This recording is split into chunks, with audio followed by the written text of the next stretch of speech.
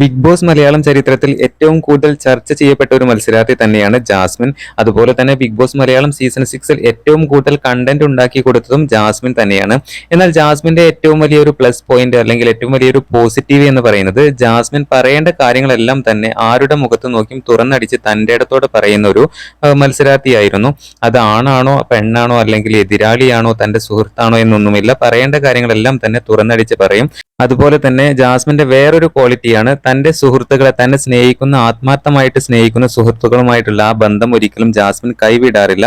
അത് ബിഗ് ബോസിൽ തന്നെ കണ്ടതാണ്. ബിഗ് ബോസിൽ ജാസ്മിന്റെ ഏറ്റവും അടുത്ത സുഹൃത്തുക്കൾ ഒന്ന് ഗബ്രി, പിന്നെ റസ്മിൻ എന്ന കുറച്ച് മത്സരാർത്ഥികൾ ഉണ്ടായിരുന്നു. പക്ഷേ ജാസ്മിൻ ഇപ്പോഴും ആ ഒരു ഫ്രണ്ട്ഷിപ്പ് കീപ്പ് ചെയ്യുന്നുണ്ട്. അവർക്ക് ആ ഫ്രണ്ട്സിനെതിരെ എന്ത് നെഗറ്റീവ് കമന്റ് വന്നാലും അല്ലെങ്കിൽ എന്ത് വിമർശനങ്ങൾ വന്നാലും, റസ്മിനെതിരെ പല വിമർശനങ്ങളും വന്നിട്ടുണ്ടായിരുന്നു. എന്നിട്ടും ജാസ്മിനെ സ്നേഹിക്കുന്ന ഫ്രണ്ട്സുകളെ ഒരിക്കലും ഇതുവരെ ഒഴിവാക്കിയിട്ടില്ല എന്നുള്ളതാണ്. ഇതൊക്കെയാണ് ജാസ്മിന്റെ എടുത്ത് കാണിക്കുന്ന ഏറ്റവും വലിയ ക്വാളിറ്റീസ്. ഇതൊക്കെയായിരിക്കണം ജാസ്മിൻ ഇത്രയധികം ഫാൻസും സപ്പോർട്ടേഴ്സും ഒക്കെ കൂടാനുള്ള പ്രധാന കാരണം.